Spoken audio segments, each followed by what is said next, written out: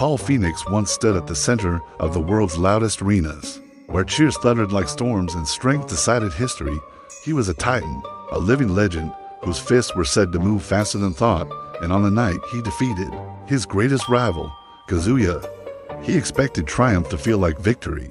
He expected the roar of the crowd, the weight of the trophy, the undeniable sense of accomplishment.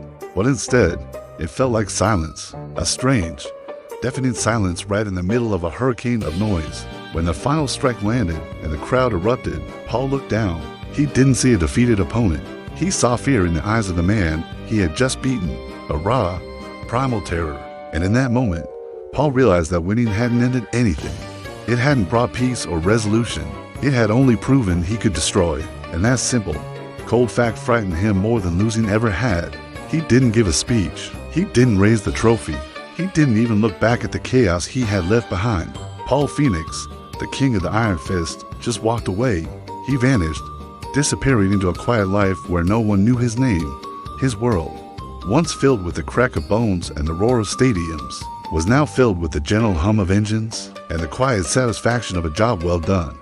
He became a mechanic, his mornings spent with grease-stained hands, fixing cars for strangers on lonely roadsides. He learned how heavy his own hands felt when they were no longer balled into fists, no longer raised in anger. For the first time, he felt their true weight, not as weapons, but as tools for building and helping. He found a kind of peace in the anonymity, a quiet redemption in the ordinary. But legends don't retire, they just linger, like shadows stretching long into the evening. Years passed, and the world began to fracture. New factions rose from the ashes of old conflicts, their leaders twisting the very idea of strength into a brutal law. They used Paul's old battles as propaganda, holding up his image as a symbol of ultimate power to justify endless, mindless conflict. His victory, the one that had driven him into exile, was now the spark igniting a new generation of war. Cities started preparing for battle, not for defense, but for glory, all in his name. Paul's shadow, the one he had tried so hard to escape, was now casting darkness over the entire world. He saw it on the news, heard it in whispers. He understood then that quitting hadn't erased his past. Envoys eventually found him, tracking the ghost of the Iron Fist to a dusty garage in the middle of nowhere. They didn't come to challenge him.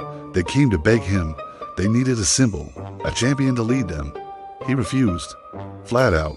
Every fight I ever won, he told them, his voice rough from disuse, created 10 more. I'm done creating monsters. He sent them away, believing he had made his final choice. But one night, he couldn't sleep. He turned on the TV, and what he saw chilled him to the bone. Young fighters, barely kids, were mimicking his old moves at street brawls and underground rings.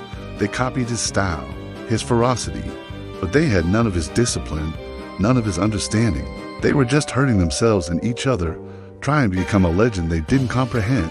They were chasing the shadow, not the man.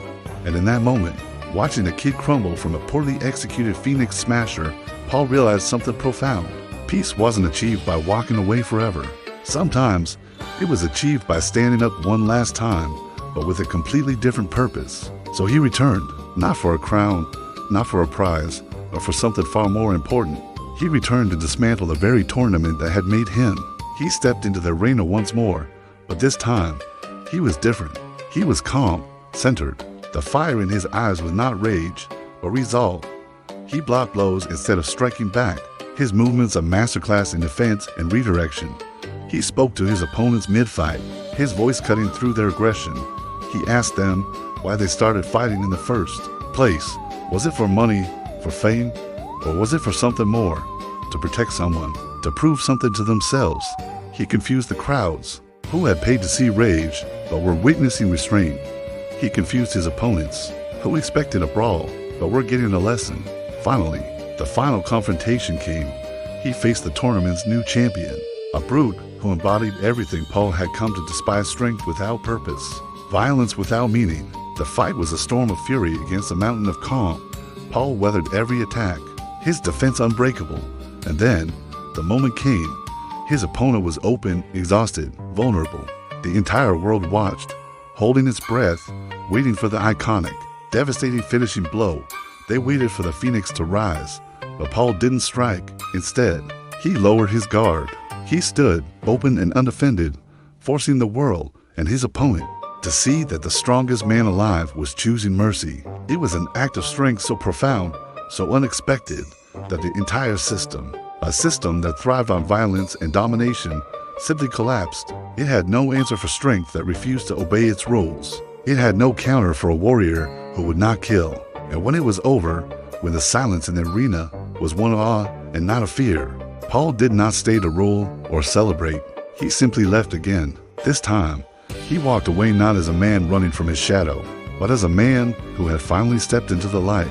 He left knowing that true strength wasn't the power to end another person's fight. It was the courage to end the cycle itself. Thank you for watching. If this story moved you, please consider liking this video and subscribing for more content that explores the deeper meaning of strength and legacy. Stay strong and stay thoughtful.